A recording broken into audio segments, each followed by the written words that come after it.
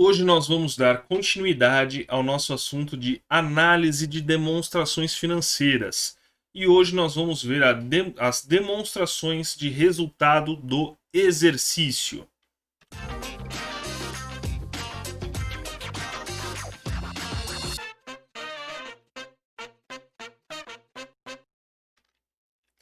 E aí, pessoal, tudo bem com vocês? Meu nome é Leonardo Zeidan, sejam muito bem-vindos ao meu canal.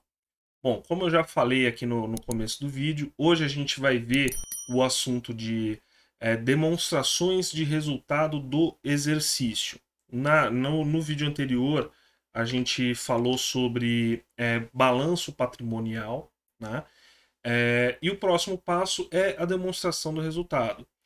E, assim, eu estou fazendo essa série de vídeos justamente para a gente poder chegar ali mais para frente a fazer um valuation, tá? Esse é o objetivo. Justamente eu estava fazendo um vídeo ali sobre valuation. Eu falei, pô, mas eu ainda não expliquei demonstrações financeiras, né? A gente precisa de demonstrações financeiras para poder fazer o valuation. Então, o objetivo aqui dessa série é justamente esse: a gente chegar num determinado momento onde a gente vai falar sobre valuation. Eu estou preparando um exemplo aqui para a gente fazer um valuation junto, tá? É, mas vamos lá. Eu vou colocar a minha tela aqui para vocês. Espera aí. Aí, agora sim. Então, recapitulando, na semana passada o que eu falei. Balanço patrimonial, ele mostra a situação da empresa num determinado momento, então é como se fosse uma foto que você tira ali no final do trimestre, do semestre, do ano, geralmente do ano, tá? Que a gente olha mais. Você bate uma foto e fala quanto que tem em caixa, quanto que tem de ativo imobilizado, de ativo intangível, de passivo circulante, não circulante, tudo isso a gente viu na semana passada, tá? E a demonstração de resultados do exercício, ele vai mostrar ali como que foi durante o período, né, durante esse exercício. Normalmente a gente faz durante o ano. Então, por exemplo, quanto que foi a receita, quanto que foram os custos, quanto que foi gasto nesse determinado ponto aqui durante o ano inteiro, uma soma, né? Então ele já não é mais uma foto, ele é uma coisa dinâmica. Ele vai mostrar o que aconteceu ao longo daquele ano, ou daquele exercício, né? Daquele trimestre, semestre, seja lá o que for. Então a gente vê aqui a estrutura básica, né, da demonstração dos resultados do exercício é: primeiro a gente tem a receita de bens e serviços, então a receita bruta aqui, né? Muitas vezes, a receita bruta não, muitas vezes a gente usa já a receita líquida, que a gente desconta os impostos que pode ter ali no meio do caminho, então ICMS, essas coisas a gente já desconta ali, porque ele já vem na nota fiscal descontado, tá? Então seria essa receita líquida, menos o custo dos bens e serviços vendidos, vai dar o resultado bruto. Então esse resultado bruto é justamente o quanto que eu recebi e o quanto que foi o custo direto daquele produto, né? Então a gente tem esse resultado bruto. Depois do resultado bruto, a gente vai descontar despesas e receitas operacionais, despesas de vendas, então, por exemplo, uma comissão para o vendedor, equipamento para o vendedor trabalhar, sei lá, gasolina para o vendedor ir para cima para baixo, despesas administrativas, sei lá, folha de papel para o cara imprimir um recibo, para o cara, entendeu? Esse tipo de coisa, ele ainda não entrou lá no custo dos bens, ele vai entrar aqui na receita, na despesa operacional, administrativa, de vendas, né? A gente tem também ali outras receitas e despesas, que a gente pode ter alguns itens aqui no meio que são positivos, né? E a gente vai ter o resultado antes do resultado financeiro e dos tributos. O que é isso aqui? É o famoso EBIT. Não, a gente não pode confundir com EBITDA, tá? Mais para frente eu vou falar sobre o EBITDA. Aqui é o EBIT, Earnings before interest and taxes. Então, lucros antes de juros e taxas, tá? E para que a gente calcula aqui o EBIT? É justamente para a gente ver, se eu não precisasse pagar o governo e se eu não precisasse pegar recursos emprestados, né? Porque é daí que vem os juros, né? Que a gente paga. Se eu não precisasse disso, a minha operação seria rentável, eu estaria tendo lucro, entendeu? Então é justamente para a gente poder ver esse tipo de coisa. Então a gente tem aqui o EBIT, aí a gente vai ter mais ou menos resultado financeiro, né? Receitas financeiras e despesas financeiras. E aqui, pô, mas como que você vai ter uma receita financeira? Às vezes um investimento que eu fiz, eu posso. Uma empresa, ela faz investimentos também, tudo bem que ela geralmente é mais conservadora, né? Do que as pessoas físicas, mas ela pode comprar ações, pode comprar títulos de dívida de outras empresas, pode fazer muita coisa aqui e receber um resultado financeiro por isso, né? E normalmente as despesas financeiras são juros que ela paga, por exemplo, para bancos, para outros empréstimos que ela pode fazer, entra aqui nas despesas financeiras. E depois de tirar essas receitas e despesas financeiras, a gente tem o resultado antes dos tributos sobre o lucro, né? Que é o EBT, né? A gente não fala muito EBT, tá? É, mas é justamente o EBIT sem o I, que é o de juros, né? Então a gente tem ali o resultado, o lucro que a gente tem antes dos impostos. Aí a gente tira esses impostos, né? A gente tem que pagar esses impostos para o governo, que são os tributos sobre o lucro. Então, imposto de renda e contribuição social sobre o lucro, que existe isso também, né? E aí a gente tem o resultado líquido, tá? Basicamente, essa é a estrutura da demonstração de resultados do exercício. Geralmente, tudo isso é padronizado, tá, gente? Então, você aprendendo a ver de uma empresa, quando você olhar de outra empresa, você vai conseguir entender, porque seguem normas ali, inclusive internacionais, esse tipo de coisa, tanto o balanço patrimonial quanto a DRE, né? E aqui a gente vai começar a falar então sobre as margens, né? A gente vê muita gente falando sobre as margens, então vamos entender o que é isso. O que é a margem? A margem ela é uma proporção. A gente vai usar ali uma porcentagem para demonstrar alguma coisa. Então, aqui no caso, a gente tem, por exemplo, a margem bruta. Vamos começar aqui por essa margem bruta, tá? A fórmula principal da margem bruta é o resultado bruto pela receita. Ponto. Você divide um pelo outro, vai ter ali uma porcentagem que é a margem bruta. Mas a gente pode mexer um pouquinho nessa fórmula, né? Então, se a gente considerar que a receita é o preço do que eu vendi vezes a quantidade, e o custo é o custo de cada item que eu vendi vezes a quantidade, a gente tem que o resultado é o preço menos o custo, ou seja, o lucro por unidade, né, que eu vendi, vezes a quantidade.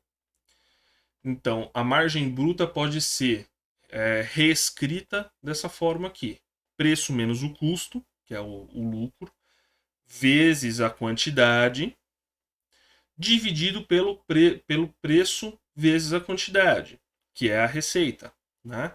Você percebe que você pode cortar aqui as quantidades e a gente vê que a margem bruta ela não depende da quantidade, né? Então, a margem bruta basicamente é o preço menos o custo dividido pelo preço. Ou seja, qual que é a proporção que eu tenho de lucro em cima do que eu cobro total ali do daquele produto. Então não importa se eu vendi 100 ou se eu vendi 1000. A minha margem bruta ela vai ser a mesma. Ela depende ali do preço. Lógico que assim, pô, mas se você vender 1000, você consegue fazer. Você consegue diminuir o custo porque você vai comprar mais quantidade.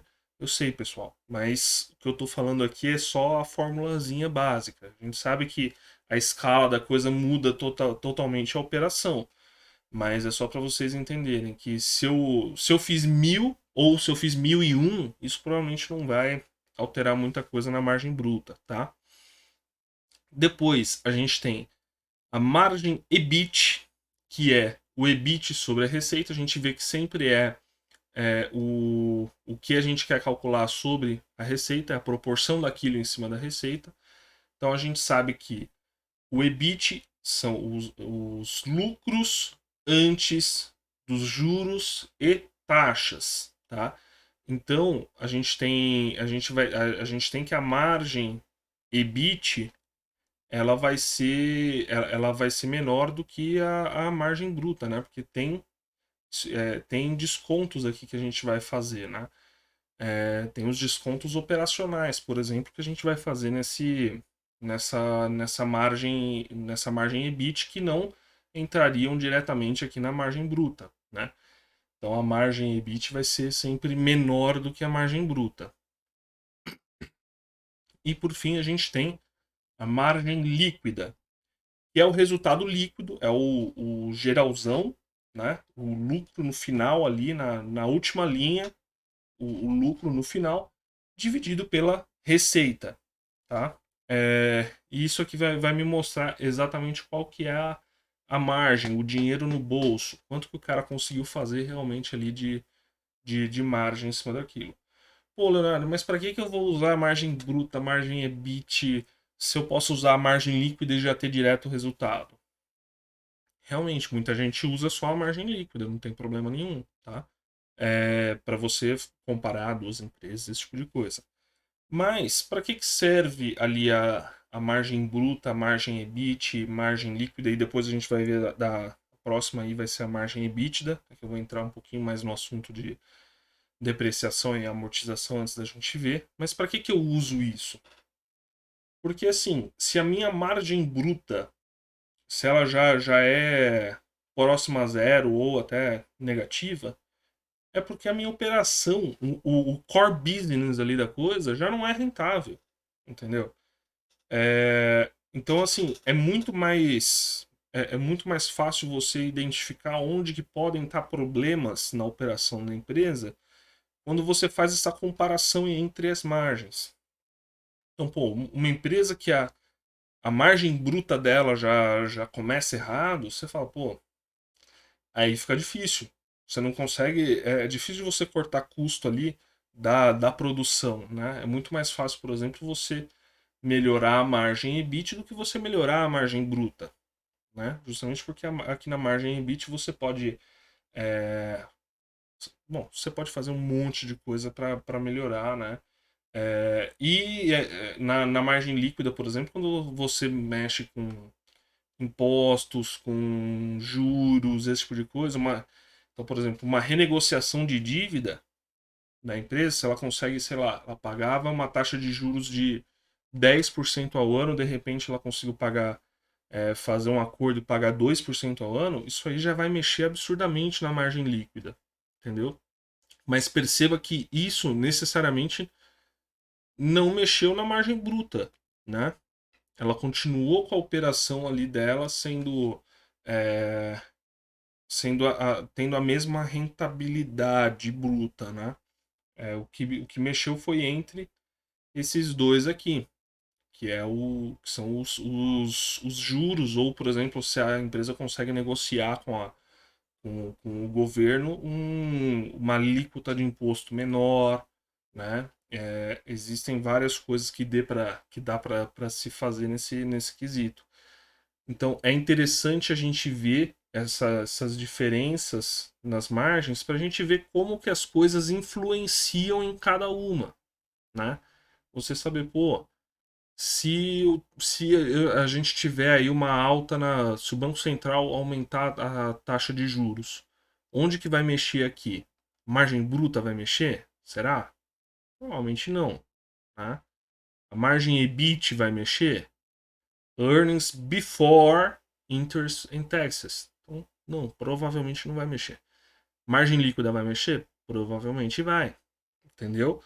Então é para isso que a gente faz essa separação, para a gente entender onde que cada item ali, cada coisa dentro da demonstração de resultado vai afetar. Né? Agora vamos falar sobre o famoso, sobre o EBITDA. O EBITDA nada mais é do que o EBIT, né? Pode ver que o comecinho aqui, ó, é a mesma coisa. Earnings before interest, taxes, depreciation and amortization. Então, o que é isso? Ele é o EBIT, só que eu vou somar nele a depreciação e a amortização porque eu não quero ver ainda a depreciação e amortização, entendeu? Basicamente é para isso que ele serve, né? Então aqui, ou seja, EBITDA é o EBIT mais depreciação e amortização. Depreciação é a despesa, né? O que é a depreciação? Ela é a despesa com o uso das coisas, né? Então, por exemplo, você tem ali um carro, certo? A sua empresa tem um carro. Ela pagou ali 50 mil num carro. Daqui a 3 anos, quanto que esse carro vai estar valendo? Está valendo menos. Tá?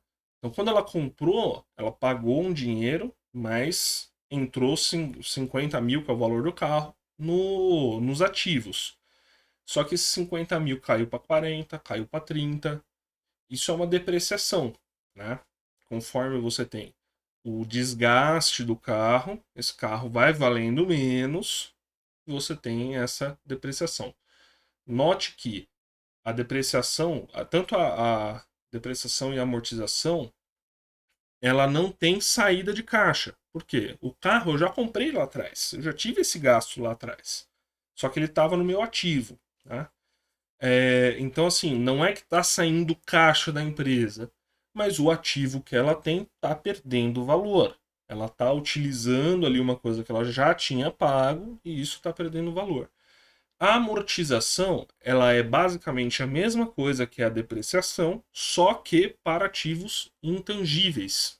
Então, digamos assim, um exemplo bem legal que o pessoal dá, digamos que você tem a licença de um software, certo?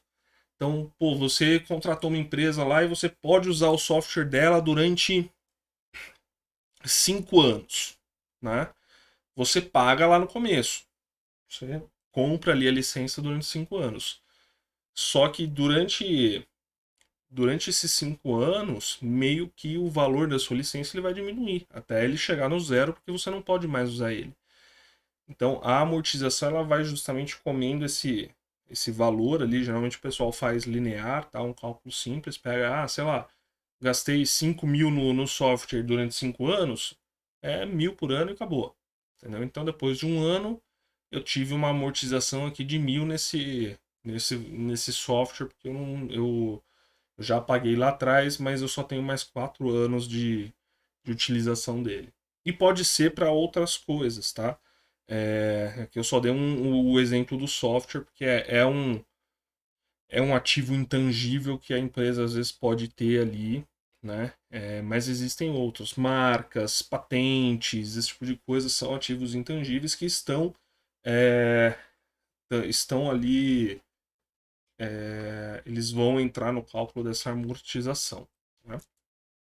Então, para que a gente usa o EBITDA? O EBITDA a gente usa justamente como uma medida de capacidade ou potencial, né, de potencial da operação, né? Então, assim como eu falei anteriormente das outras margens, a margem bruta, por exemplo, é a margem em cima ali do core business do negócio, quanto que teve de custo de produção daquele item contra a venda daquele item. O EBITDA também é uma medida que o pessoal usa muito para verificar a capacidade ali da operação, né? O quanto que essa operação é rentável, né? Então, justamente, o EBITDA é quando você não quer ainda ver os juros, as taxas, a depreciação, as taxas que eu digo, os impostos, tá? A depreciação e a amortização. Pô, se eu não tivesse aqui, se o meu carro não desvalorizasse, se essa licença desse software fosse vitalícia ali, se eu não tivesse que pagar imposto e não tivesse que pagar juros, a minha operação seria rentável? É isso que a gente vai ver aqui na margem EBITDA, tá? E o cálculo da margem EBITDA é exatamente da mesma forma que as outras margens, é o EBITDA sobre a receita, né? E aqui a gente pode pegar. Aqui faltou um D, hein? Lá, tudo bem, deu para vocês entenderem. Aqui vocês simplesmente vão pegar o EBIT e somar o que tiver lá de depreciação e amortização no período, tá? Basicamente é isso. Simples, acho que deu para todo mundo entender, né? E aqui eu trouxe para vocês, deixa eu tirar o meu rostinho bonito aqui, tirar aqui câmera e a moldura. Isso, para vocês poderem enxergar bem. Na semana passada eu trouxe o exemplo do balanço patrimonial da Fleury, né? Novamente, não é recomendação de compra, nem de venda, nem de nada. Não estou recomendando nada. Isso aqui é só um exemplo para vocês verem como que essas informações de demonstração de resultado elas são apresentadas para o investidor, tá bom? Então, a gente pode ver que, ó, é a mesma estrutura que eu passei para vocês, tá vendo? A diferença é que aqui, por exemplo, tem controladora, o consolidado, então a controladora é o da Fleury ali, o consolidado é o do conglomerado, né? A gente tem aqui vários períodos, então você pode ver que ele vai ter aqui de um bimestre, né? Do mês 4, do começo do mês 4 ao final do mês 6. Do bimestre, com comparação para você poder comparar do ano anterior. Aqui é do semestre anterior, tá vendo? Então ele já trouxe aqui ó, período de 3 e 6 meses, findos em 30 de junho, né? E vocês podem ver que a estrutura é aquilo que eu falei, ó. Receita de prestação de serviços, a gente sabe que a Fleury, por exemplo, o core business dela ali é justamente prestação de serviço, né? Na área, ela não vende produto em si, ela presta um serviço. O custo do serviço prestado em si vai trazer o lucro bruto. Então você tem aqui o lucro bruto. Se eu pegar esse lucro bruto e dividir por essa receita aqui, eu vou ter a margem bruta. Entenderam? Aí você tem aqui receitas e despesas operacionais, no caso são despesas, pode ver que elas estão negativas, quando está em parênteses assim é porque ela está negativa, né? E aqui ele separa entre gerais administrativas, outras receitas ou despesas operacionais, e várias outras coisas aqui, reversão para riscos tributários ou provisão, né? Trabalhistas e cíveis, equivalência patrimonial, um monte de coisa, para depois trazer o prejuízo ou lucro operacional antes do resultado financeiro. Então a gente vê que, ó, teve casos aqui que aqui ela já estava dando prejuízo, né? Então você vê que em 2020, nesse trimestre aqui, que compreende os meses 4, 5 e 6 de 2020, a controladora, né, ela teve um prejuízo. E no consolidado teve um prejuízo também aqui, tá? Em comparação com o ano passado, ela tinha lucro. Nessa etapa aqui, ó, tá vendo? Então, antes mesmo dela ter o resultado financeiro, de pagar imposto, de pagar juros, um monte de coisa, aqui ela já teve um prejuízo. Provavelmente por causa aqui da pandemia, esse tipo de coisa, né? Foi bem no auge aqui, né? A gente pode ver que antes ela estava com uma operação rentável. 126 aqui no caso são milhões, né? Porque aqui está em milhares de reais. Então, 126 milhões 764 mil. de lucro que ela teve no ano passado nesse período, tá? Mas a gente vê que apesar desse trimestre aqui ter dado prejuízo, no semestre ela ficou no positivo, mas ficou no positivo muito menos do que no ano passado. Então, no ano passado, o positivo dela aqui nesse semestre foi de 277 milhões e nesse ano foi só, né? 41 milhões. Aí a gente tem aqui as receitas e despesas financeiras, como eu já falei, às vezes ela pode ter aqui, por exemplo, pode ter investimentos, outras coisas que ela pode fazer para ter uma receita financeira, né? E tem as despesas financeiras, pagamento de juros, um monte de coisa. E isso vai trazer o resultado financeiro, que é o quanto que ela pagou aqui, né? E aí a gente vai ter o prejuízo ou lucro antes do imposto de renda e da contribuição social, né? Então, por exemplo, a gente vê que nesse semestre aqui ela estava com um lucro operacional de 41 milhões, mas aí ela teve que pagar de juros e entre outras coisas 62 milhões. Então ela ficou 21 milhões negativa nesse período aqui, tá? Então ela teve um prejuízo antes do imposto de renda e contribuição social, tá? Lógico que como ela teve um prejuízo, o imposto vai ser pequeno, né? É, Você pode ver aqui que ela nem teve essa primeira linha, né? E aí, aqui ela vai ter o prejuízo ou lucro líquido no período. Então, só para lembrar, aqui é o EBIT, tá? Aliás, não, aqui é o EBIT, desculpa pessoal, que é antes do resultado financeiro e dos impostos. Esse aqui é o EBIT. Então, se eu pegar isso aqui e dividir pela receita, eu tenho a margem EBIT, tá? E aqui eu tenho o lucro líquido. Então, se eu pegar esse lucro líquido e dividir pela receita, eu tenho a margem líquida, tá? Então, essa é a última linha. E depois eles fazem aqui, eles trazem para a gente por ação, né? Eles dividem pelo número de ações que a empresa tem para a gente ter uma noção, comparar isso aqui com o preço da ação, né? Então, pô, a ação teve um lucro ali de, que nem aqui, 52 centavos por ação nesse semestre em 2019, entendeu? Então, bom, é, basicamente, por esse assunto é basicamente isso, tá, pessoal? Eu espero que vocês tenham gostado aí do conteúdo. Eu vou deixar minhas redes sociais aqui na descrição e aqui na tela para vocês. Não se esqueçam de deixar o like, se inscrever no canal, tá? Faz uma diferença absurda. Podem entrar em contato comigo à vontade, eu estou sempre à disposição. Podem tirar a dúvida que vocês tiverem. Eu estou aqui, podem me chamar nas minhas redes sociais. E bom, por hoje é isso. Até a próxima. Tchau, tchau.